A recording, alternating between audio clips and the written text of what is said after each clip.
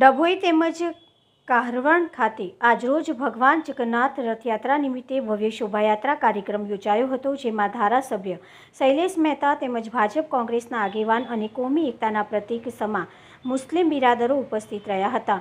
ડભોઈ વડોદરી ભાગોળ ખાતે આવેલા સુપ્રસિદ્ધ બદ્રીનારાયણ મંદિર ખાતે પૂજ્ય 1008 સુદર્શન આચાર્ય મહારાજના સાનિધ્યમાં ભગવાન જગન્નાથની શોભાયાત્રા સાધુ સંત અને ધારાસભ્ય શ્રી શૈલેષભાઈ મહેતા ના ધર્મપત્ની મીનાબેન મહેતા મંગલમય ઉપસ્થિતિમાં રેવા આશ્રમના મહંત રજનીભાઈ પંડ્યા, સ્વામિનારાયણ મંદિરના પુરાણી સ્વામી કુબેર ભંડારી મંદિરના મહંત નંદગીરી અને દિનેશગીરી યુવરાજ સ્વામી રામાનુજ ઉચ્ચેના ઉભય વેદાંતની ઉપસ્થિતિમાં ભવ્ય શોભાયાત્રા બપોરે 4 કલાકે મંદિર પરિસરમાં ફરવામાં આવી હતી.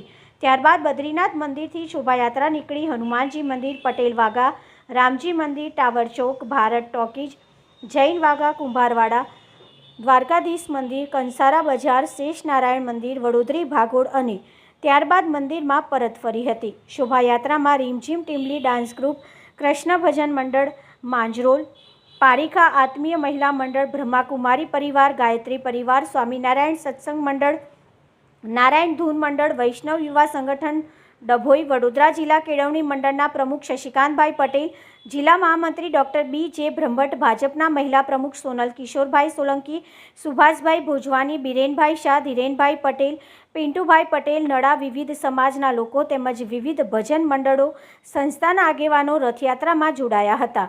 ભાવિ ભક્તોએ અલૌકિક લાવો લીધો હતો.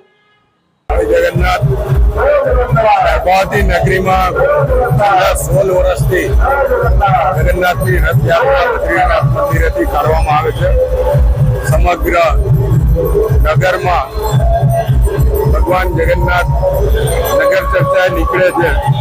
વર્ષોની પરંપરા પ્રમાણે જે જગન્નાથપુરીમાં યાત્રા નીકળે છે એના જ ભાગરૂપ આ જગન્નાથ યાત્રા અષાઢી બીજના દિવસે રાખવામાં આવે છે. છેલ્લા 8 વર્ષથી ધારાસભ્ય તરીકે આ યાત્રાનો લાભ મળે છે. ભગવાનના શરણ પધારવાનો પણ લાભ મળે છે. ત્યારે હું આપ સૌને આપના મારફત ગર્ભવતી નગરીના તમામને જગન્નાથ યાત્રાની શુભેચ્છા પાઠવું છું. સાથે પ્રભુને પ્રાર્થના કરું છું કે આપના આશીર્વાદ ગર્ભવતી નગરી અને ગર્ભવતી વિધાનસભાના તમામ નાગરિકો પર વરસતા રહે અને આ સંસ્કારી નગરીની સંસ્કારિતા વર્ષો આ જ રીતે આગળ વધતી